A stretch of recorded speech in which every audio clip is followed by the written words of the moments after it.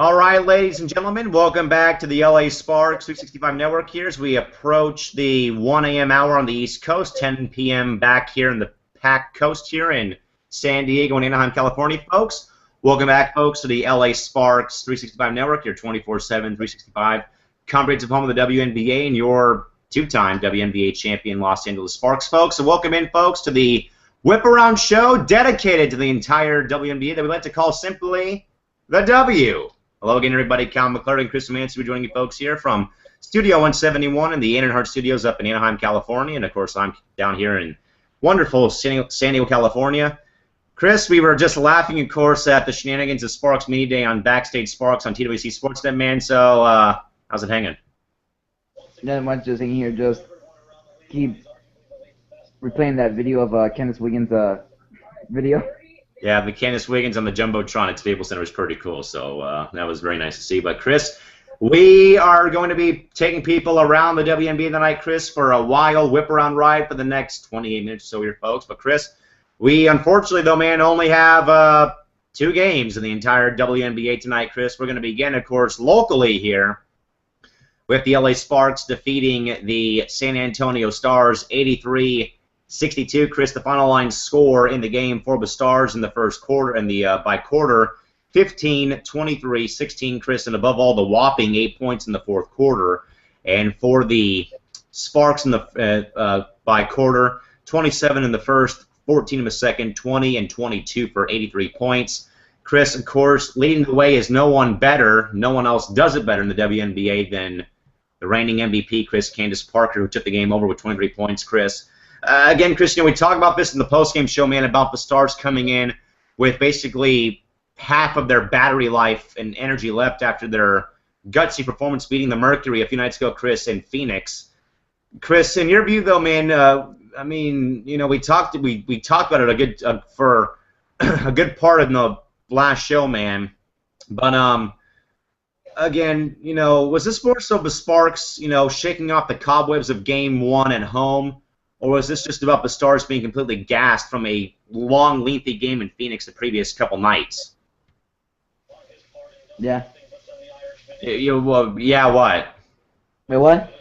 I said, was this game more so about the Sparks finally turning the corner after what occurred last Sunday, or about the Stars coming in, Chris, after a rugged night in Phoenix, a couple nights ago? I think it's both. I think it's the Stars coming off really tired on a few days before coming in Phoenix, and I think the Sparks turning around since the first day of opening day at home opener with Matt Johnson being there, long dreaded off season they've gone through, and I think the Bugs nervous what they've gone through, and I think now they're over it and turn the page. Chris, I think this is more so on the Sparks winning than the Stars losing their energy playing in Phoenix in a great game that they won by 4 a few nights ago. Because, Chris, this was more so of the Sparks playing a full game for once. I mean, we know that they played basically a 2 and 3/4, basically a 3 and 3/4 game on Sunday before they squandered the lead late in the last half minute to the Mercury last Sunday at home in their home opener. Where tonight, Chris, it started like that, right? Right from the tip-off, the first bucket, they were already in cruise control, being up 13-0, Chris. I mean, I know the Stars, man, had a rough night at the office, but, Chris, I always say the Sparks for this reason, something called time off. They had a whole week, Chris, between last week's game and today's game, where they had all of last week to prepare. So they had their practices, they had their shoot-arounds, their film sessions, and above all, Chris, getting some bodies healthy here. Now, Chris, the only problem is you get a body back, you lose another one, Chris. Elena Beard, Chris, we forgot to mention it, Chris, did not play. Sprained her ankle in practice this week, Chris. So, I mean, you get a body back, Chris, but on the other hand, you lose another body too, man. So, I mean, you got to stay healthy during the practice week, Chris, because, again, man, you've got another week here of no games until next Sunday. So, I mean, use your off week wisely is all I'm going to say here before you go to Washington, Chris, is use that time off between one game and the next game on the schedule, Chris. Use that time wisely to your advantage, which is, getting players healthy. You've got to get Wiggins back in the rotation. You got to get Beard's ankle back in gear, Chris. And above all, Chris, you got to stay on top of Nneka and her back. I mean, because a back strain, Chris, can relapse like that. So, Chris, more so, I'm just saying this, Chris, and I know Courtney Watson and Sam I Am on Twitter, Chris, do a great job as the trainers, Chris. Get the players healthy during this week so they're ready to go next Sunday is all I'm asking and saying. Yep, agree. But, Chris, though, I do see, though, where we are coming from, though, about the Stars, okay? Because a game like that where you have to pull it out in the end, you waste all your your energy and your grit basically on that one game, Chris, and you get on that flight, at 11:30 at night. You fly to Los Angeles, you land, then you go to your team hotel, Chris, about 2 o'clock in the morning. You got about maybe at least 7 hours of sleep. Then, Chris, you got to get back up and play an afternoon game at 12:30. So I see where they're coming from, though, man, with the travel schedule, because that game in Phoenix, Chris, ran late. It ran into about the 10:30, 10:45. Chris, maybe the 11 o'clock time frame, maybe. I don't quite know, but it went for a long time, Chris. So you used up basically either half or 3/4 of your battery life, basically, on that one game to beat the Mercury. Then, Chris, you got to recharge that battery up on the plane to Los Angeles. You land, you get on the bus, you go to the hotel, Chris, about 1:30 in the morning or 2 a.m., Chris. You go to team hotel, you sleep for about 6 hours maybe, and then you get back up, have breakfast, and go to the arena, Chris. But Chris, though, it was pretty plain simple that the Stars were just out of it tonight because they had really, Chris, no firepower in the opening minutes because they were down in that hole of 13-0 so quickly like that it looked like it was a repeat, Chris, of last Sunday, but vice versa. It was the Sparks doing it to the Stars, not the Mercury doing it to the Sparks that we saw last week, Chris. So I think you're right, though. I think we're right, though, Chris, that both scales tipped out evenly. That was the Sparks having the week off, but then the Stars coming off of that travel day, though, coming from Phoenix. Yep, agreed.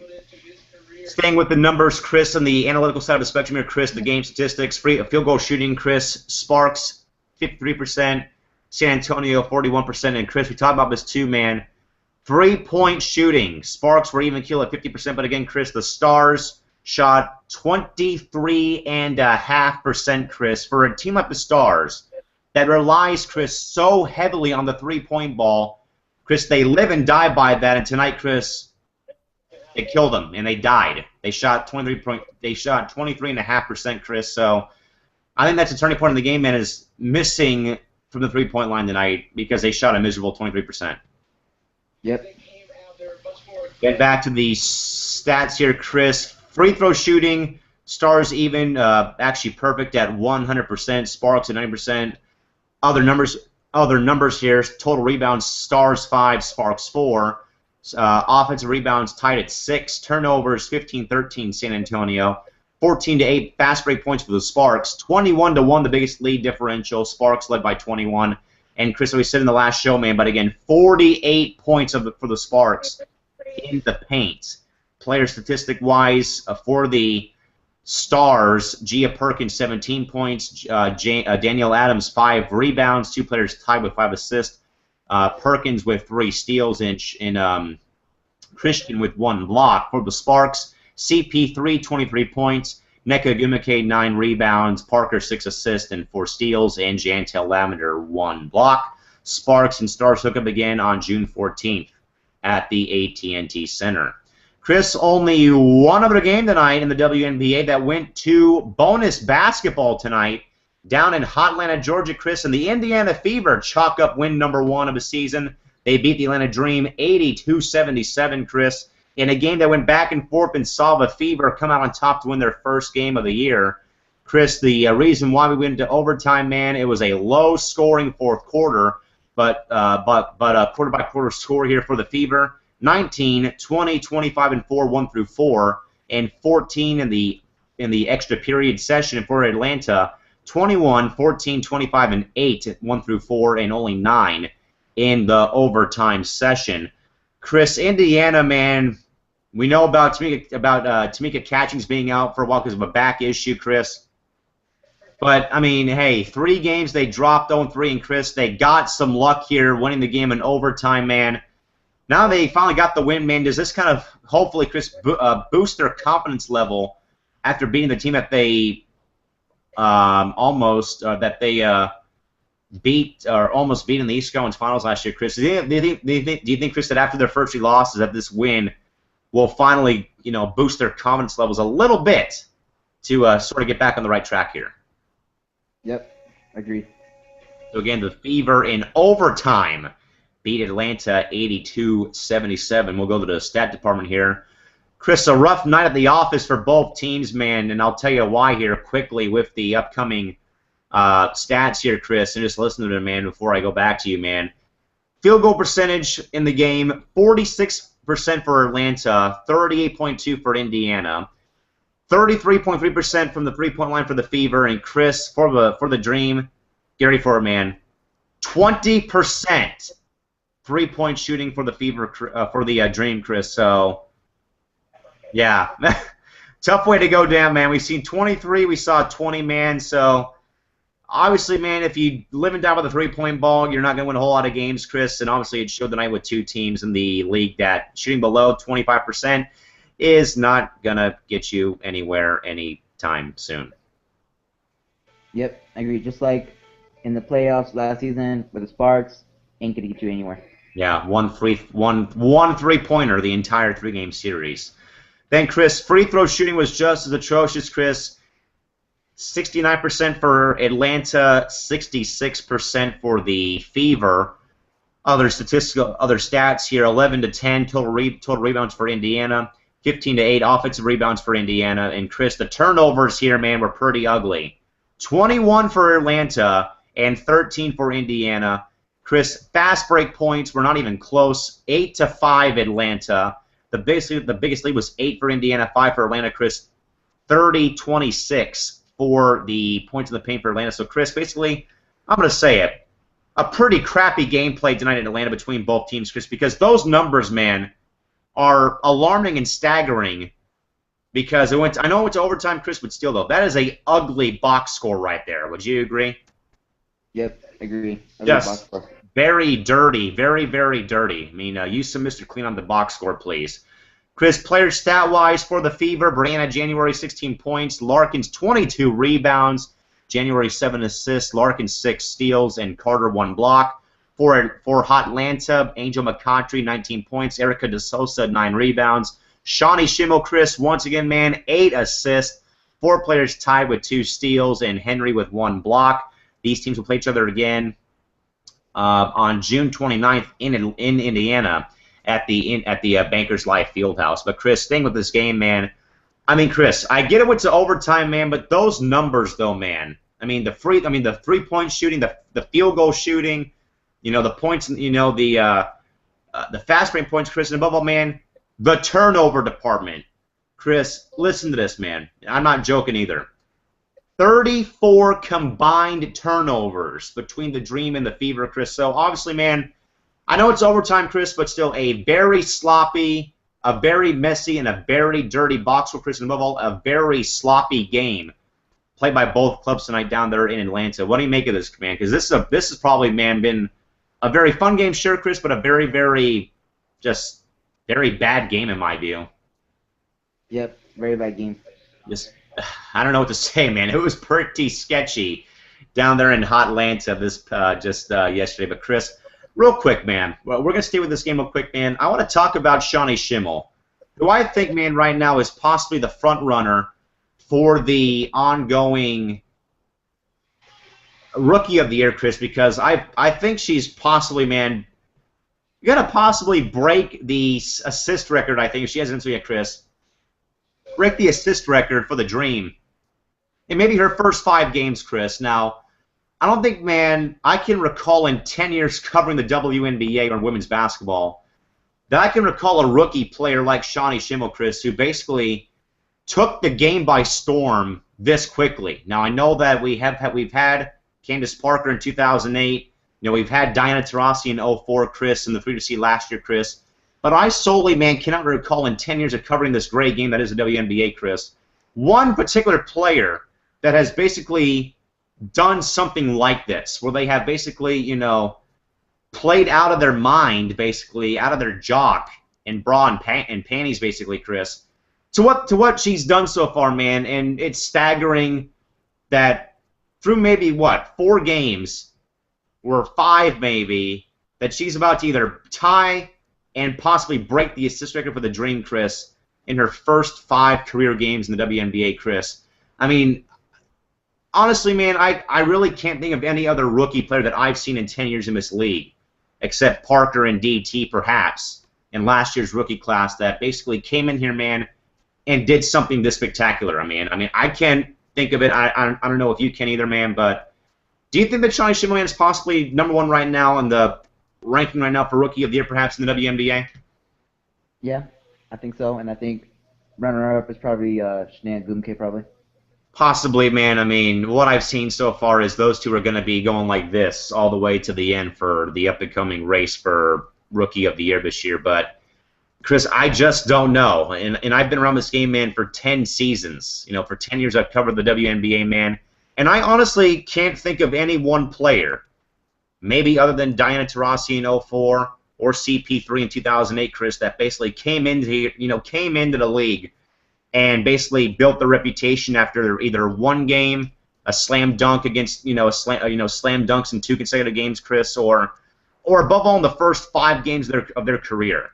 And it's something very special to watch, and hopefully it keeps on going for Shawnee Schimmel throughout the entire season, and we hope that it continues for her, man, because this is something very special going on right now down there in Atlanta. Yep, agreed. Folks, we have the first marquee game of the year tomorrow, and it's on the mothership. It's on ESPN2.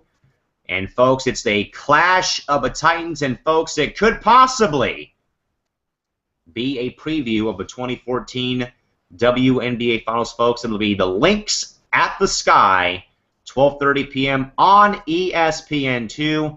The Battle of Unbeatens, Chris, it's going to be a dogfight tomorrow night. It might come down, Chris, to another Elena Del Don buzzer beater. But, Chris, I mean, it wouldn't surprise me if Minnesota won, man, but someone's going to lose. They're both unbeaten, Chris, and let's kind of hope the scales tip towards Chicago winning this game on tomorrow night, man. But, hey, I'm going to be recording this game, Chris, to watch it. I am ready for a all-out war at the Allstate Arena tomorrow night, Chris. What are you thinking about this game, man? Other than this, Chris, being a battle of unbeaten teams, Chris, and above all, man, the possible preview of the WNBA Finals this season. It's going to be a great game, and like I said, probably another Dawn buzzer beater. But I just hope Chicago Sky beats Minnesota Lynx and to help out our Sparks. We'll see what happens, Chris. But again, folks, the Battle of the Titans, the Battle of the Unbeatens tomorrow, 12:30 p.m. Pac time, 3:30 Eastern on ESPN2. Lynx and Sky from the Allstate Arena in wonderful Rosemont, Illinois. Chris, then after that, there is nothing, I think, after Monday, which is a bit sketchy to me, if you do ask, where there's not a whole lot going on, Chris.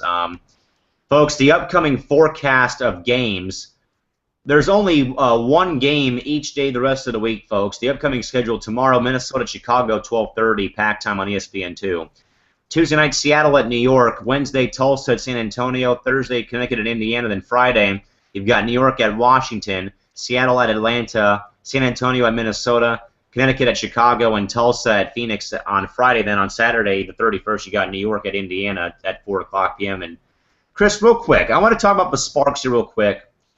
And the time off here is it's a head scratcher. Like I do a lot because I have dandruff very bad. Thanks a lot, Head and Shoulders for Men too as well. But Chris, it's a head scratcher for a lot of reasons, man. It's because, okay, we go from playing the 2 games, from Friday the 16th and the 18th, Chris, and then you got this long break you have a long break of time between each game, Chris, where I think, Chris, the Sparks' next, I think 4 of their next 6 games, Chris, I want to say, or at least 2 of their upcoming 3, maybe 4, are on Sundays. Chris, their first 3 home games this year are on Sundays. The home opener last week, today, and then June 8th, Chris, is also a Sunday game with Minnesota at 12:30, Chris. I kind of don't get the time off here.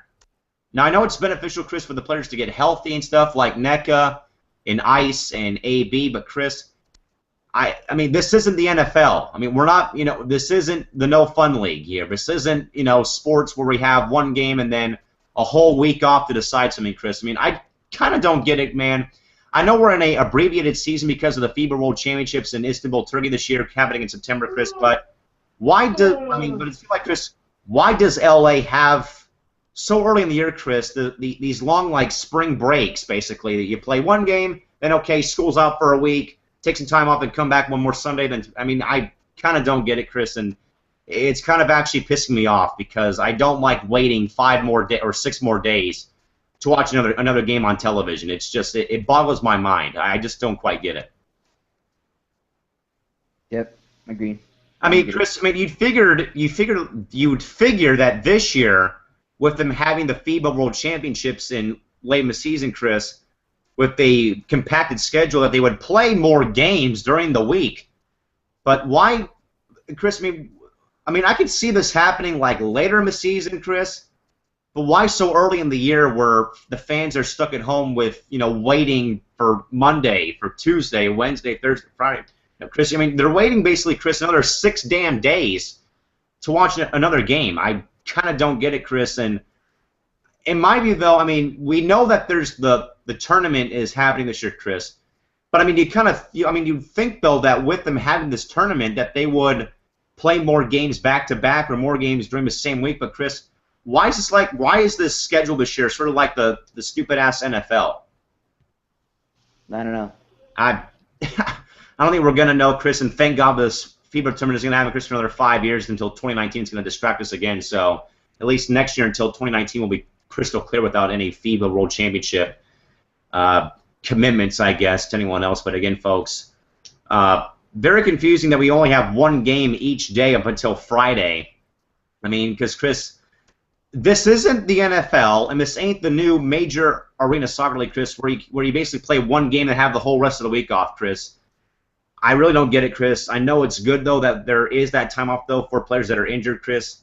But still, though, I mean, come on. I mean, we're taking spring break here, Chris. We're playing a game that, hey, school's out for a week. We'll come on back next Sunday. It just doesn't. I don't quite comprehend. Yep. So again, folks, there's something to talk about on the W if we're ranting and raving about the schedule, folks. But again, when there's only 2 games on the schedule, folks, there ain't a whole lot of crap to talk about, folks. But again, the scoreboard from tonight's games in the WNBA, LA Sparks win tonight 83-62. In Indiana, in overtime, defeats Atlanta 82-77. Chris, there's not much else to talk about here, man, so we're going to actually switch gears back to what we talked about on the last show at the latter part of it, Chris, which is about, Chris, the upcoming launch of our new LA Sparks Network website, which will be lasparks365.wix.com. Chris, I mean, I think we said a lot, man, during the last show, but we'll do still here for the next few minutes here. But again, Chris, from YouTube to our Twitter account, man, which has basically been followed by almost every fan of the WNBA, to Chris now being live 24/7, 365, Chris, live and in full on the web now, man. What are you making of this, man? This is so damn awesome that we're doing this. Yep, so awesome. Doing this, covering our Sparks. Folks, in case you forgot, earlier in the night, the Sparks 365 Network Twitter handle was followed and replied back to from a reporter from Alberto De Roa, who is a analyst on Time Warner Cable Deportes. He followed the network back today, earlier this afternoon before the game started, because he was probably seeing our tweets about the games, or about the game and what was coming up on the network today, and stuff I was tweeting out from my car today. And Chris, I mean, obviously something tells me that not only is the network in good hands, man, but more and more people tied to the Sparks are watching this network now. Yep, agree. I don't know what to say, man, but Chris, I think now that with the expansion now, okay, we've got the channel, we've got Twitter, but now, Chris, growing this product to a full-length, 24/7 maintained website now permanently makes this the best sports network, I think, on YouTube. Yep, I agree. But again, folks, sometime very, very soon, LASparks365.wix.com will be going live sometime soon, folks. I got to polish up a few minor things, and we'll be off and rolling with our website sometime very, very soon. Chris, also real quick, man, I mean, as well, I mean, I'm looking at our Twitter page, Chris. I mean, how awesome is it, man, to know that we actually right now, man, have plenty more followers than who we're following on Twitter from the network. I mean, how cool is that to know that the fans are out there following us and, above all, man, watching the network as well on here? Just very cool that we have a lot of followers that we're following people. Chris, as you know, man, I was at my cousin's baseball tournament today down here in San Diego, and I was running into a lot of my former players I coached, or players or coaches and parents that I saw, Chris, and they asked how I was doing. And Chris, I brought up this network on, I brought up our network today. And Chris, some of them have me on LinkedIn, which is basically a professional version of Facebook, basically, but it's more so for like jobs and stuff. And Chris, I mean, they saw it on my LinkedIn page about the network, and they're like, "Hey, what's this thing you're doing with the LA Sparks thing I've been seeing?" I said, "Well, I mean, it's something that me and my friends started. We just talk about the WNBA and stuff. I mean, all the shit." Because Chris, on that page, if you folks have me on LinkedIn, Chris, the bio on that job post reads all the shows that we have on there, and they said, at least what I saw, because I don't watch the show or all that stuff, but I mean, what I've seen, that looks something that you could easily put on television and people could watch time in and time out, Chris. And that made me feel good, man, that people not only see that people actually see my LinkedIn profile, Chris, but above all, saying that we could take this network and put it on my television back here because of all the stuff we have on there, all the shows we cover, 365, Sparks Fan, The Petition Show, Buzzer Beater LA coming up next year on the network, Chris. The W, the Fabulous Form. Chris, we can basically, Chris, take our television guide that's behind me here and throw it up on a television screen. It's saying something about this network, man, sometime very soon. So who knows, man? We'll see what happens, man. But I mean, Chris, when do you? I mean, we know about you're following there at Macklemore's Thrift Shop up there at the Goodwill in Santa Ana, Chris, but have you told anybody other than myself and your mom about this network at all, man, at all? Yeah, I told some of my coworkers at work about our network, and they said, pretty awesome. And someone said, cool, you should, your network's probably on TV. And I said, well, that's awesome. Yeah, I mean, Chris, I think with what we've done since February 24th when the channel launched, 60 videos on there. I know we've got only 6 people subbed, Chris, but it's not really about people subbing to us, man. It's more so of them either seeing it on Twitter like a lot of our fans do, like Shorty, like Lex and T-Wow and everyone like that, Chris, that actually sees the tweets because they follow the network, Chris, and they can actually just click on the link and watch us live on their phone or on the computer, Chris. And above all, what I heard today, Chris, and yesterday from former players of mine, parents of the players, people that I know, Chris, about what they've seen on LinkedIn about the network, Chris, they said that is pretty damn impressive that you guys are covering a league that really needs to be talked about.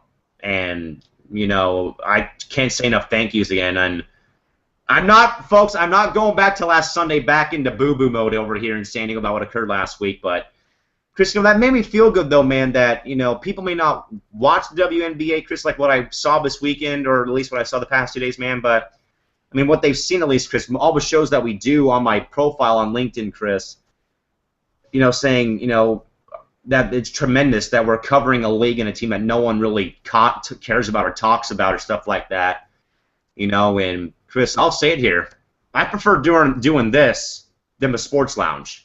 I mean, I will really say that honestly, Chris, because it's going back. I mean, for myself, man, at least, it's going back to me being a little boy 10 years ago when I went and watched Diana Taurasi play at UConn, Chris, on a day out of the blue in late October of 2004 when I saw her play in person at Gamble Pavilion, Chris, because, you know, after that happened, man, that's when I got involved in the WNBA. And folks, when you can see my profile on the site, it does say 10-year WNBA veteran covering the league, and it's a given fact, folks. And Chris, again, you know, I mean, when I have random people, man, that I haven't seen in a long time say that, you know, that they really like, they appreciate, they think it's cool that we're covering, Chris, a league that no one talks about on any major network is amazing. And I'm really glad, Chris, that we came up with this idea to make this network and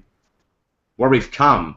I mean, we've basically started from the bottom and worked our way up to where we're at now, Chris, either from the first shows we did to Twitter, and now, Chris, to the website, and above all, man, where we've had players watch, like Ebony, possibly Arminty Harrington, Chris, and above all, you know, Alberto from Deportes follows us back on Twitter, Chris, so... Chris, there's no need to choke up over there, man. I see you over there doing this. Don't even go there, man, but... I mean, let it out of you, man. Go for it. What do you got to say? Just... freaking... speeches right now, just no comment. Not even, can't even Chris, talk you know, that. there really isn't. And I mean, after, of course, man, after what occurred over the offseason, you know, the 35 days of hell, basically, where there was nothing from the Sparks or the league about the team possibly leaving to the Bay Area. And then, above all, Chris, the you-know-what did its job in keeping the team in Los Angeles. Everything that occurred last Sunday at the home opener, where I saw basically all of Sparks fame on Twitter and got a bunch of great gifts, great hospitality. Broke down last Monday night on the network because I was just overcome with emotion. And then above all, man, over the weekend, you know, people I've not talked to in perhaps a year or two that know me well and know that I talk about the WNBA and have them talk about and say, you know, give me all these great reviews about the network, Chris, and above all today, man, to be followed back by from Alberto de Roa from Tamar Cable Deportes, and for someone, Chris, of his ilk, from the network that covers the Sparks, Chris, to say that we're doing just as good of a job as they are, it's by far the most rewarding job, the most rewarding compliment that I've gotten so far in my early years of broadcasting. Above all, Chris, I talked about the Sparks on the radio show yesterday on 107.1 FM, Chris, and my co-host loved it because he used to coach women's basketball, and, you know, I mean, after what I've heard, man, about that this network could easily be on television, it's that good. No pun intended, Chris, but this network train is on the right track. Whoop, whoop, motherfucker. Back over to you. Yep, agreed. But, folks, we'll take another timeout. When we come back, we've got your bases covered, folks. If you missed the Sparks game, we've got your compacted game up next, folks, because we're beating the buzzer. Buzzer Beater LA is next right here on the LA Sparks 365 Network. So, folks, whatever you do, don't go away and come on back to YouTube's #1 sports network, the LA Sparks 365 Network. So, please do not go away.